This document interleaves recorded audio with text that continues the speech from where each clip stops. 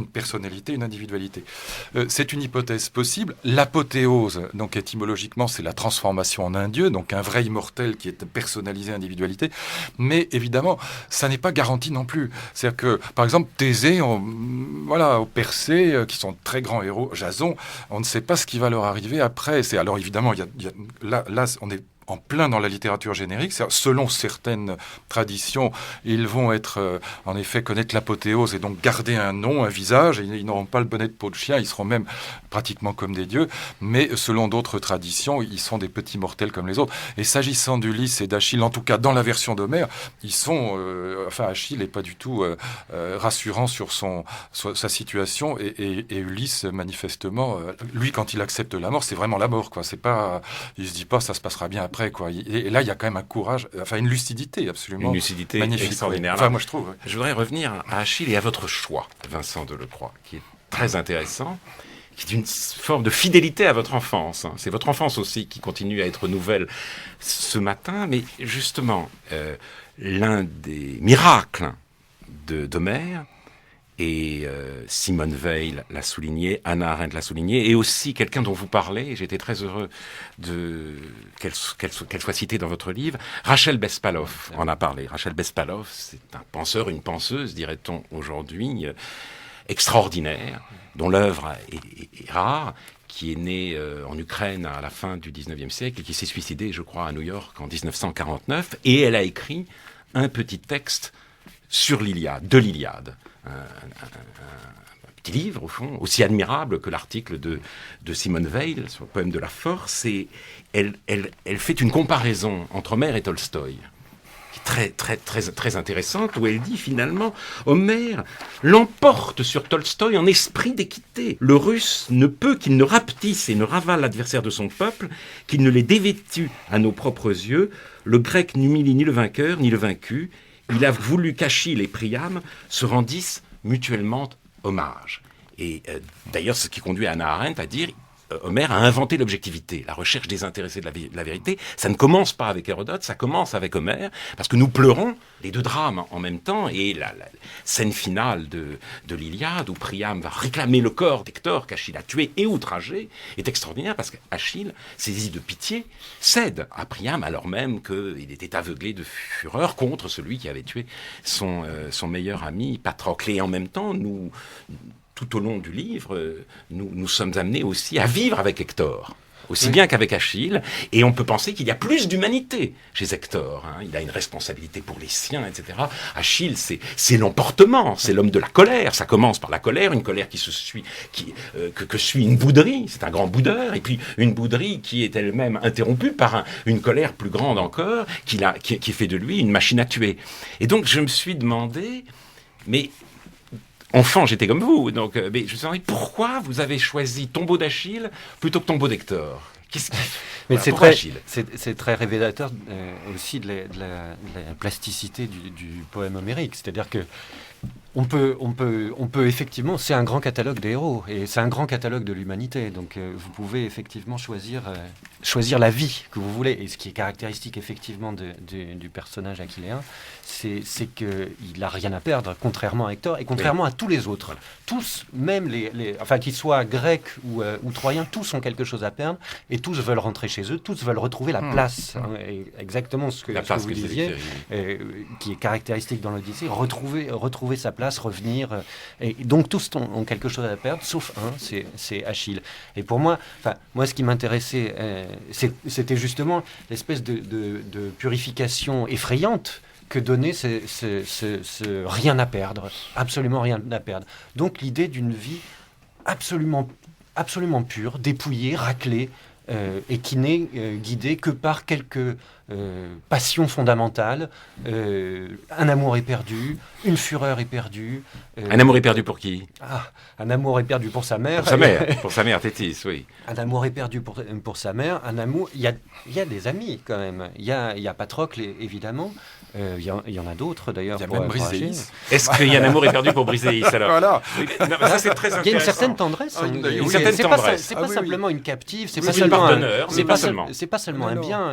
Au moment tout à la fin, quand il accueille Priam, qui est vraiment vraiment une des scènes les plus sublimes de l'Iliade, Oui. qui clôt l'Iliade. Il retourne à la fin, il retourne se coucher auprès de Briséis qu'il a enfin retrouvé. C'est une espèce d'happy end curieux. Ça y est, il a retrouvé la captive qu'on lui avait subtilisée. Et il y a une espèce de tendresse. Voilà, mais enfin, dans le cas d'Achille, c'est un répit. C'est simplement un répit. Oui, c'est ça. Alors, un mot, je raconte l'histoire de Briséis avant de passer tout de suite la parole à Luc Ferry, parce que c'est les premiers mots de l'Iliade. Ça, c'est très intéressant. Chante Muse la colère d'Achille. Et pourquoi est-il en colère? On se dit, le poème majestueux, comme vous dites, la scène inaugurale de la littérature occidentale. Il est en colère parce qu'Agamemnon veut Briséis. Et pourquoi Agamemnon veut-il Briséis? C'est parce que le prêtre d'Apollon, Chrysès, lui réclame sa fille, dont il a fait sa concubine, son esclave. Agamemnon refuse. À ce moment-là, le prêtre se plaint à Apollon. Apollon envoie la peste chez les Grecs. Alors les Grecs se réunissent en assemblée générale et disent à Agamemnon, ça suffit. Alors il faut rendre sa fille au prêtre. Il dit d'accord, mais à ce moment-là, je prends la captive d'Achille. Et Achille est furieux. C'est d'où sa bouderie, d'où son retrait, qui ne s'interrompra qu'avec la mort de Patrocle et qui mettra évidemment les Grecs en péril. Et ça conduit justement Philipprote dans La Tâche, je ne sais pas si vous vous souvenez de ce roman tout à fait extraordinaire, a donné une part absolument essentielle à ce texte. Coleman Silk, professeur de littérature ancienne, commence son cours comme ça. Il dit, vous savez par quoi commence précisément la littérature occidentale? Par une querelle, et pas une grande querelle, une rixe de bar. Une querelle absolument triviale. Donc là aussi, c'est le consentement. Donc évidemment, il l'aime un peu, mais il y a aussi son amour-propre qui est en jeu. Et c'est aussi une forme de ce consentement à la condition humaine. C'est-à-dire, même ces héros, ils ont dans leur colère quelque chose de très profondément faillible, de très profondément humain, qu'on ne retrouve pas toujours dans l'esprit de croisade qui peut animer les hommes, et notamment dans la période où La Tâche est écrite, c'est-à-dire la grande période du politiquement correct. Luc Ferry.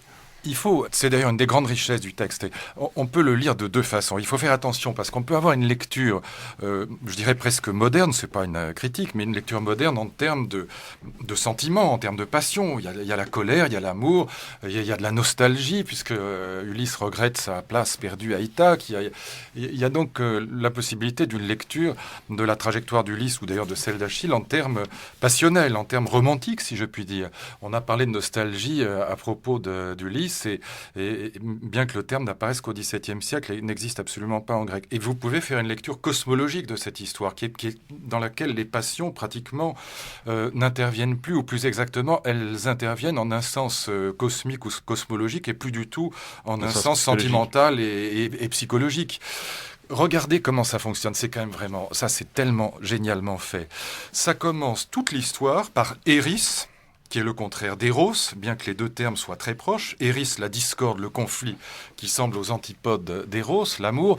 Et ça commence par chaos, comme dans la Théogonie d'Hésiode. Chaos, conflit, querelle, catastrophe. Et ça se termine par cosmos, c'est-à-dire par l'harmonie et la paix. Et quand vous regardez le premier texte qui précédait vraisemblablement le texte d'Homère, à savoir les chants cypriens, l'histoire de la pomme de discorde, on a exactement la même structure que dans la Théogonie d'Hésiode, c'est-à-dire qu'on commence par une guerre.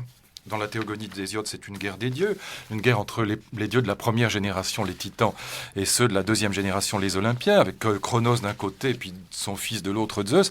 Et qu'est-ce qui se passe? Il se passe que quand Zeus gagne la guerre contre les titans, il va mettre fin à Chaos, il va mettre fin à Eris, il va mettre fin à la discorde et à la querelle, en partageant le monde, c'est-à-dire en disant Gaïa, tu prends la terre, Ouranos, tu prends le ciel, Poséidon, tu prends la mer. Ce partage originaire, en allemand, il s'appelle Urteil. C'est le partage originaire du monde.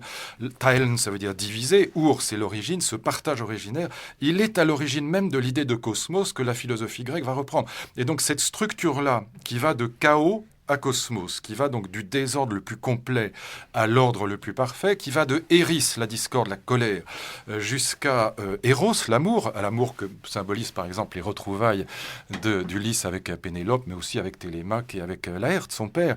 Eh bien, c'est évidemment quelque chose qu'on peut lire à la fois comme une histoire passionnelle et sentimentale. Pourquoi pas d'ailleurs? Il y a certainement de ça. Les Grecs étaient certainement aussi comme nous. La colère d'Achille, c'est quand même le premier vers de l'Iliade. Mais oui, mais comme le chaos est le premier vers, si je puis dire, ou le premier commencement de la théogonie d'Hésiode. Ça a la même structure. Et donc, vous pouvez